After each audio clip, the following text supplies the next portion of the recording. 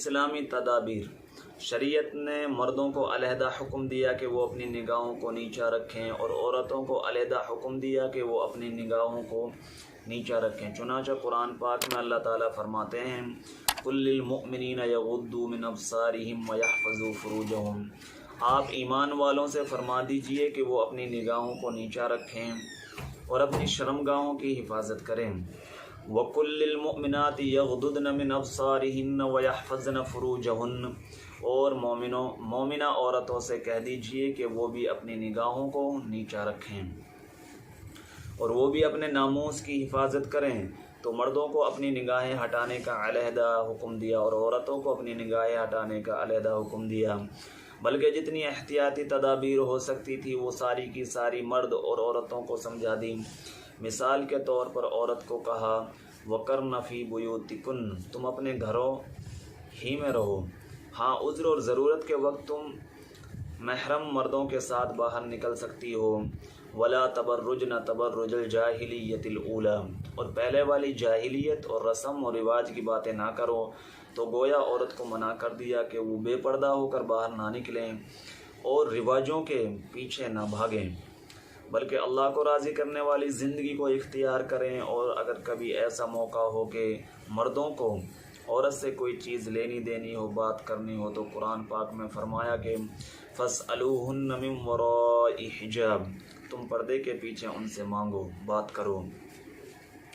ذَلِكَ أَطْهَرُ بِقُلُوبِكُمْ وَقُلُوبِهِنَّ، یہ تمہارے دلوں کی پاکی کے لیے بھی اچھا ہے اور عورتوں کے دلوں کے پاک رہنے کے لیے بھی اچھا ہے۔ یعنی کہ کوئی غیر مرد سے آپ کسی کے گھر پہ گئے تو وہاں اس کی عورت نہیں ہے، غیر مرد ہے، تو ان سے پردے میں بات کریں، ان کو بھی چاہیے، آپ کو بھی چاہیے۔ یا آپ کے گھر پہ کوئی مرد آیا ہے، آپ اندر ہیں، تو آپ بھی پردے میں بات کریں، کھل کے سامنے نہ آئیں۔ تو یہاں قرآن نے دونوں کے دلوں کے پاکیزگی کی بات کی۔ کوئی عورت یہ نہیں کہہ سکتی کہ اگر مرد مجھ سے بات کرے تو مجھ پر اثر نہیں ہوتا، یعنی یہ نہیں ہے کہ کوئی بھی مرد کسی بھی عورت سے بات کرے، ایسا نہیں ہوتا۔ بہت سی کہتی ہیں نا، زیادہ نیک بنی ہوئی ہوتی ہیں کہ کوئی مرد کیسے بھی بات کرے مجھ پر اثر نہیں ہوتا، پھر بھی پردے کا اہتمام رکھیں، نہیں تو کہیں نہ کہیں شیطان ایسا بہکائے گا، پیر پھسل ہی جائے گا۔ کوئی مرد نہیں کہہ سکتا کہ عورت مجھ سے بات کرے تو مجھ پر اثر نہیں ہوتا۔ اللہ کا قرآن سچی گواہی دے رہا ہے کہ تم پردے کے پیچھے سے گفتگو کرو، یہ دونوں کے دلوں کی پاکیزگی کے لیے اچھا ہے۔ اور پھر اس پر بھی فرما دی کہ عورت کو اگر غیر محرم سے بات کرنی بھی پڑے دروازے کے پیچھے سے یا پردے کے پیچھے سے یا ٹیلی فون کے اوپر، فرمایا فَلَا تَغْضُضْنَ بالقول، کہ تم اپنی آوازوں کو نرم نہ کرو، قدر سختی رکھو۔ یعنی کہ عورت، کوئی مرد آپ کے گھر پہ آیا ہے اور آپ پردے کے اندر سے بات کریں تو سخت لہجہ ہونا چاہیے۔ آپ کے لہجے کے اندر عورت کو یہ بتایا گیا ہے، اس کے لہجے میں نرمی نہیں ہو عورت کے میں بالکل۔ یا ٹیلی فون پہ بات کرے سخت لہجے میں بات کرے، نرمی بالکل نہ کرے، اور مختصر بات کرے، تھوڑی بات کرے، بات کو بڑھائے نہیں۔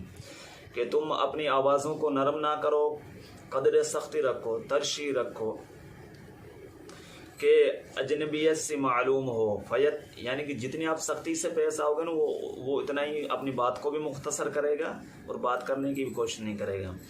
فیطمع الذی فی قلبہ مرض، اگر تم آواز کو نرم کر لو گی تو جس کے دل کے اندر مرض ہے اس کے دل کے اندر طمع پیدا ہو جائے گی۔ تو قرآن پاک کی اس آیت سے معلوم ہوا کہ عورت جب غیر محرم کے ساتھ میٹھی بن کر گفتگو کرتی ہے تو لازماً اس مرد کے دل میں گناہ کا ارادہ پیدا ہوتا ہے، اس لیے منع فرما دیا کہ تمام ان کاموں سے بچو جن کاموں سے برائی کا امکان بھی ممکن ہے۔ شریعت نے تعلیم دی کہ لا ایمان لہ لمن لا غیرہ لا، تو گویا یا بے غیرت مرد ہے یا بے غیرت عورت ہے تو وہ اپنے ایمان کی خیر منائے۔ نبی علیہ السلام نے فرمایا انا اغیر ولد آدم واللہ اغیر منی، میں اولاد آدم علیہ السلام میں سب سے زیادہ غیرت والا ہوں اور اللہ تعالیٰ مجھ سے بھی زیادہ غیرت والا ہے۔ کیا خوبصورتی ہے اس دین کی کہ جس نے شرم و حیا اور غیرت کے ساتھ زندگی گزارنے کی اتنی تعلیم دی۔ اس لیے مردوں کو حکم دیا کہ تم اپنی آنکھ کو بند کر لو، اگرچہ مادہ بکری کے پوشیدہ اعضاء ہی کیوں نہ ہوں۔ اور یہ بھی ذہن میں رکھے کہ اللہ رب العزت نے آنکھ کا پردہ کتنا چھوٹا بنایا، کتنا ہلکا بنایا کہ ایک لمحہ میں انسان اپنی آنکھ کو بند کر سکتا ہے۔ اگر آنکھ کو بند کرنے کے لیے کوئی بڑا شٹر گرانا پڑتا تو مرد بہانہ کرتے کہ عورت کی طرف نظر اٹھتے اٹھتے بھی ہم نے اسے دیکھا تھا۔ یعنی کہ انسان کو جو آنکھ بند ہوتی ہے اس میں بالکل سیکنڈ بھی نہیں لگتی، پل لگتا ہے، ایک پل بھر میں، جیسے کہتے ہیں پل، آنکھ بند ہو جاتی ہے۔ تو حدیث کی کتاب میں بتایا جا رہا ہے کہ انسان کو اتنا ٹائم لگا جیسے شٹر گرانے میں لگتا ہے تو اس کا بہانہ بن جاتا۔ ایک مولانا سے کسی نے مسئلہ پوچھا، مولانا سمجھا رہے تھے کہ بھائی کسی عورت کو دیکھو تو دوسری نگاہ اس پہ نہ پڑے، یعنی کہ پہلی جیسے تمہاری نگاہ غلطی سے چلی بھی گئی تو دوسری نگاہ نہیں پڑے۔ تو کسی نے مسئلہ پوچھا کہ جی ایک ہی نگاہ میں اچھے سے دیکھ لیں تو پھر تو تمہاری نگاہ ڈٹے گی تو اللہ تمہارے دلوں سے واقف نہیں ہے۔ ہم نے اسے دیکھا، لہٰذا اللہ تعالیٰ نے آنکھ کے پردے کو اتنا لطیف بنا دیا کہ جس وقت بھی چاہے انسان اپنی آنکھ کو اسی وقت بند کر سکتا ہے۔ حدیث پاک میں آتا ہے کہ ایک عورت تھی جس کا جوان بیٹا فوت ہو گیا، وہ نبی علیہ السلام کی خدمت میں حاضر ہوئی، اداس تھی، مغموم تھی، رو رہی تھی، مگر بالکل کپڑے پردے کے اندر لپٹی ہوئی تھی۔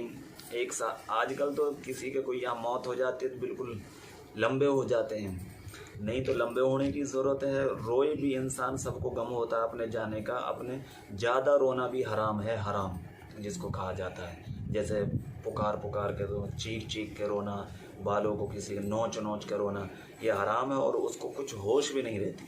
اللہ کے نبی کے پاس ایک عورت آئی جو پورے پردے میں لپٹی ہوئی تھی۔ ایک صحابی نے یہ کہہ دیا، دیکھو یہ بوڑھی عورت ہے، اس کا جوان بیٹا فوت ہو گیا ہے، لیکن یہ خود کتنی کپڑے میں لپٹی بیٹھی ہے۔